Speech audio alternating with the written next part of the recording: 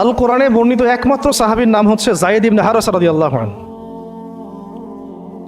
আমাদের এখানে যে ইয়াং ছেলেরা বসে আছেন সবার জন্যে যায়েদ বিন হারেসা রাদিয়াল্লাহু আনহু মহব্বত, ত্যাগ, ভালোবাসা, জীবন উৎসর্গের এবং জীবনের লক্ষ্য খুঁজে পাওয়ার একটা মূর্ত প্রতীক হতে পারে। একটু মনোযোগের সাথে অংশটা শোনেন, এটা শেষ অংশ। একমাত্র সাহাবী আল কোরআনে বর্ণিত যার নাম আল কোরআনে এসেছে তিনি হচ্ছেন যায়েদ বিন হারেসা রাদিয়াল্লাহু আনহু। তার বাবার নাম হারেসা।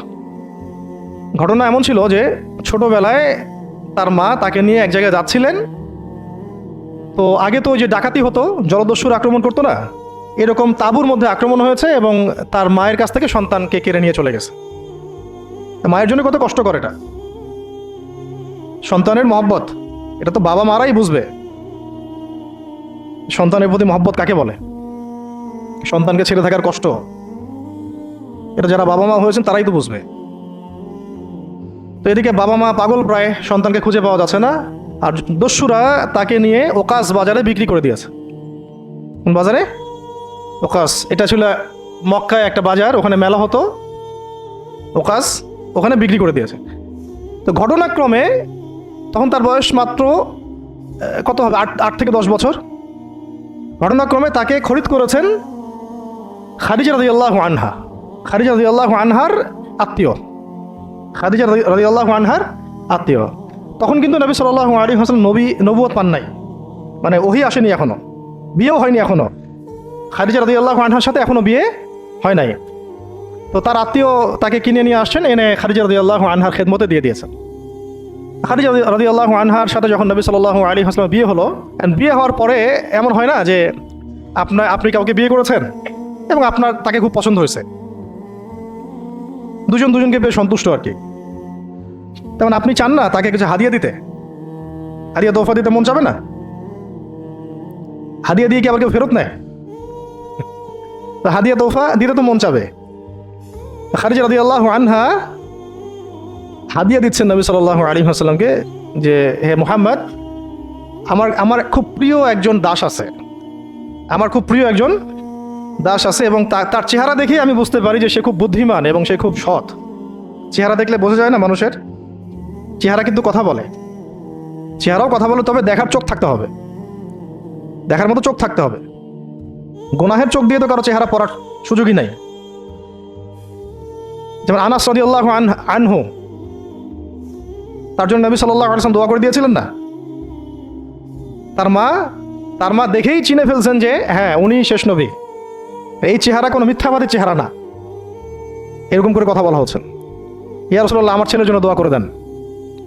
আব্দুল্লাহ বিন সালাম রাদিয়াল্লাহু আনহু ইহুদি ছিলেন, যখন নবীজি মদিনায় গিয়েছেন তার চেহারা দেখেই তিনি বুঝে ফেলছেন যে তিনি শেষ নবী।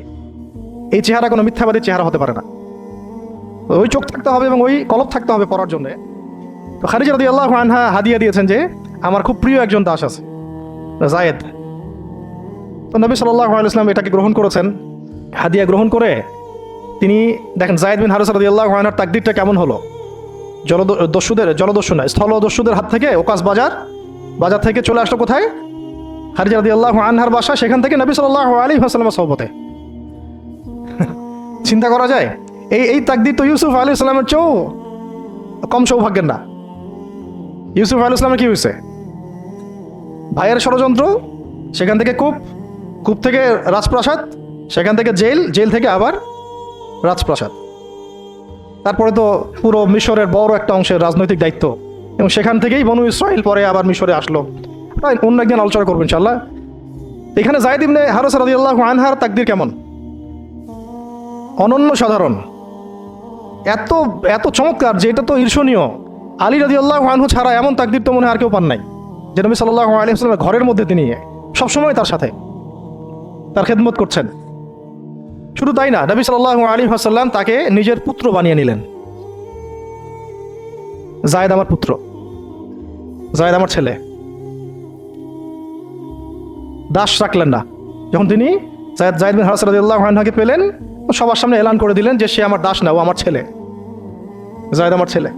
নবী সাল্লাল্লাহু আলাইহি ওয়াসাল্লাম বলছেন যায়েদ আমার ছেলে, বলছেন যে আমি তাকে ভালোবাসি, ও আমাকে ভালোবাসে। অথবা এক জায়গায় এভাবে আসছে যে আমি তার উত্তরাধিকারী, সে আমার উত্তরাধিকারী। যায়েদ বিন হারেসা রাদিয়াল্লাহু আনহুর লকব ছিল হিব্বু রাসূলিল্লাহ, রাসূল সাল্লাল্লাহু আলাইহি ওয়াসাল্লামের প্রিয় ভাজন। আর যায়েদ বিন হারেসা রাদিয়াল্লাহু আনহুর ছেলের নাম ওসামা বিন যায়েদ। যায়েদ বিন হারেসা রাদিয়াল্লাহু আনহুকে একবার তিনি একটা সেনাবাহিনীর কাফেলার দায়িত্ব দিয়েছিলেন। কিছু কিছু সাহাবী একটু আপত্তি করেছিলেন, বয়স কম, আরও যোগ্য সাহাবী আছে। আবার ঠিক ওসামা বিন যায়েদ রাদিয়াল্লাহু আনহুকে যখন নবী সাল্লাল্লাহু আলাইহি ওয়াসাল্লাম শেষে একদম ইন্তেকালের কয়েকদিন আগে জুরফে একটা সেনাবাহিনীর দায়িত্ব দিয়ে পাঠিয়েছিলেন, তখনও কেউ কেউ আপত্তি তুলেছিল যে ওসামার বয়স কম, 19 বছর 20 বছর বয়স, আরও বড় বড় যোগ্য সাহাবী আছে। তখন নবী সাল্লাল্লাহু আলাইহি ওয়াসাল্লাম বলেছিলেন যে ইতিপূর্বে তোমরা যায়েদের ব্যাপারেও আপত্তি তুলেছিলে, আর আজকে তোমরা ওসামার ব্যাপারেও আপত্তি তুলছো। তোমরা জেনে রাখো, তার বাবা এবং সে, মানে যায়েদ বিন হারেসা এবং ওসামা বিন যায়েদ, এই দুজনকে আমি ভালোবাসি। এই দুজন আমার প্রিয় ভাজন।